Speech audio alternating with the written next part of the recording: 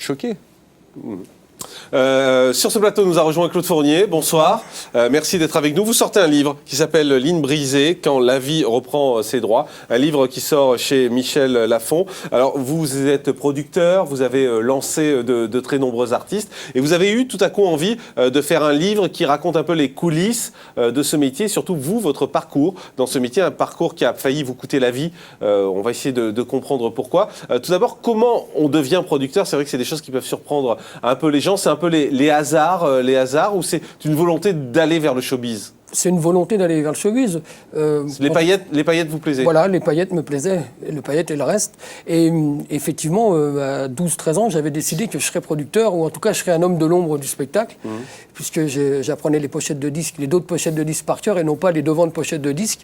Ce qu'il y avait sur le disque m'intéressait moins que ce qu'il y avait de marqué sur la pochette derrière. Alors, vous avez lancé de nombreux humoristes. On peut citer Pierre Palmade, Jean-Marie Bigard, Didier Gustin, les Poubelle Boys, Gérald Dahan. J'ai travaillé au démarrage de la carrière d'Anthony Cavana, Bruno Salomon, de Maxime, et puis on va arrêter là. Voilà, c'est déjà pas mal, hein, remarquez. C'est vrai que c'est une belle carrière, donc vous êtes plutôt connu dans le milieu et pas trop du grand public, puisque c'est un peu la rançon du côté des producteurs. Et vous racontez un peu cette vie dans le milieu du showbiz, et on a le sentiment qu'on est quasiment dans un film. Quand on lit votre livre, c'est la drogue, c'est l'alcool, c'est les fêtes. Ça veut dire que cette idée reçue, cette image qu'on a du showbiz, c'est la réalité. Oh, il y a sûrement des gens complètement intègres, mais effectivement, c'est une spirale, sans faire de jeu de mots. C'est vrai qu'on part dans une hyperactivité, un activisme. On ne sait pas pourquoi on le fait, mais on le fait.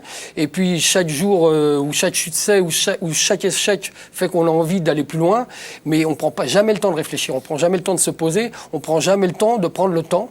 Et puis à un moment, la machine vous rappelle à l'ordre. Et on cherche de l'évasion, et cette évasion, ça se trouve dans la drogue, dans la coke, dans l'héroïne, dans l'ecstasy. Alors moi, l'héroïne, je ne connais pas, mais la cocaïne, oui, je pourrais en faire un deuxième livre même.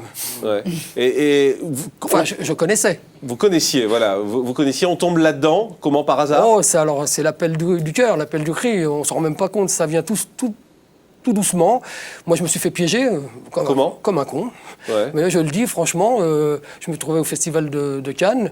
Puis j'ai des copains qui m'ont dit, tiens, d'abord, je ne savais pas ce que c'était. J'avais à 34-35 ans, je n'avais jamais entendu parler de ça. Enfin, j'avais entendu parler, mais je n'avais jamais vu une ligne de coke. Puis je voyais tout le monde dans le restaurant aller faire des allers-retours vers le petit coin. Puis à un moment, je dis, mais vous allez faire quoi là-bas? Puis il y en a un qui m'a dit, viens, tu vas voir. Et puis voilà, on commence comme ça. Alors au début, c'est festif, on se marre. Toute la nuit, on est sur la table en train de faire le Kazachak. Et puis au bout d'un moment, au bout de quelques années, il y a un piège qui s'appelle l'addiction. Mais c'est quoi? C'est pour être dans le coup? C'est pour être in? C'est pour faire comme les autres? C'est surtout pour tenir longtemps.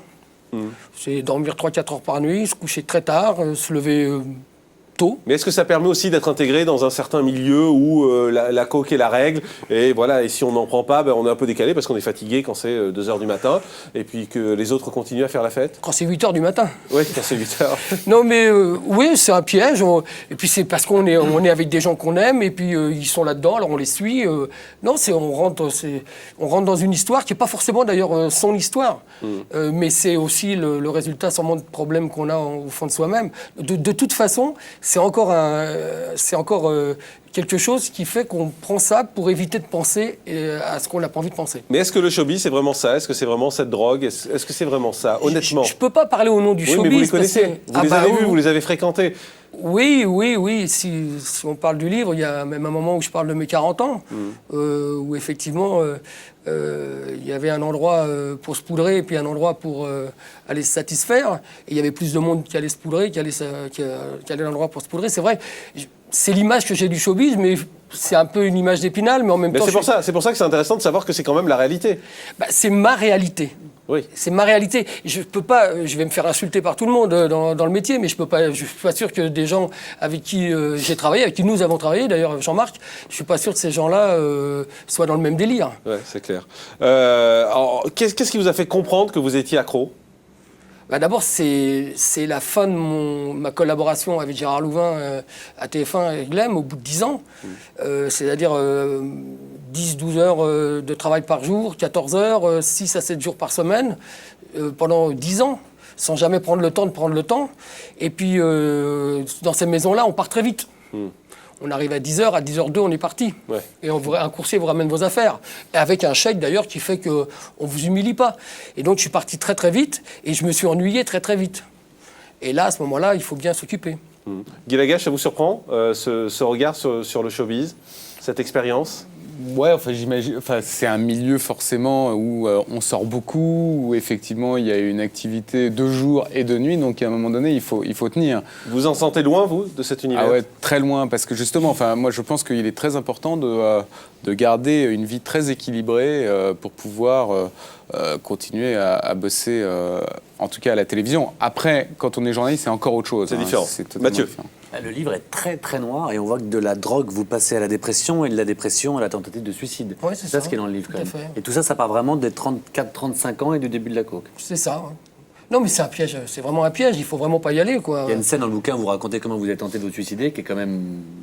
qui est horrible, qui est complètement gore. où vous Avec, avec 20 grammes de coke, vous vous dites, voilà, ça y est, j'ai... 20 grammes, c'est a priori, d'après ce que tout le monde dit, c'est mortel hein, en Ouais. moins de 2 heures.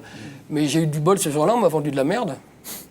Et donc je suis là aujourd'hui, je suis content d'être là aujourd'hui en plus, je suis vraiment très très content. Parce que vraiment ça me permet de dire qu'il faut vraiment faire gaffe à ce truc-là. Et Quoi. comment vous avez arrêté justement avec des cures, des médecins? Bah, en prenant un grand coup dans la gueule hein, déjà, et puis en faisant beaucoup de mal. Et puis alors finalement la meilleure thérapie, c'est pas les cliniques que j'ai fait, les cures de désintox, c'est les cliniques de luxe pour stars défraîchis ou hommes politiques reconvertis. Mais c'est... Vous en avez croisé, des hommes politiques? Je Oh, ne vais pas oui, vous demander oui. qui, mais vous en avez croisé? Oui, oui, toute ma vie j'ai croisé des hommes politiques. Non, mais qui étaient accros à la coke? Dans la clinique, oui, entre autres. Il y en avait? Oui, oui, et puis j'en ai croisé même dans la vie comme ça. Ouais. Bah, vous le savez bien. Oui. Moi, je parle pas de vous, hein. Je ne suis pas allé dans la clinique, mais j'en ai croisé effectivement. La volonté d'écrire ce livre, c'était quoi? C'était faire un témoignage? C'est faire. Bon, je crois d'abord, c'est me faire beaucoup de bien. Ouais, c'est une Et, thérapie. C'est une belle thérapie, et puis je commence c'est la deuxième partie de la thérapie ce soir. Mais c'est vrai que c'est important finalement de se rendre compte qu'on est passé à côté de tout, quoi. Vous avez le sentiment d'avoir gâché votre vie? Ah, j'ai le sentiment de rien avoir compris. Enfin, d'avoir compris aujourd'hui, mais j'ai plus de 50 ans, il serait temps. C'est trop tard? Non, c'est génial ce qui se passe aujourd'hui. Vous commencez à vivre aujourd'hui? Je suis très heureux aujourd'hui. Merci Claude Fournier, merci beaucoup. Je rappelle votre livre, Ligne brisée, quand la vie reprend ses droits, qui est paru chez Michel Lafon. Merci Merci, d'être venu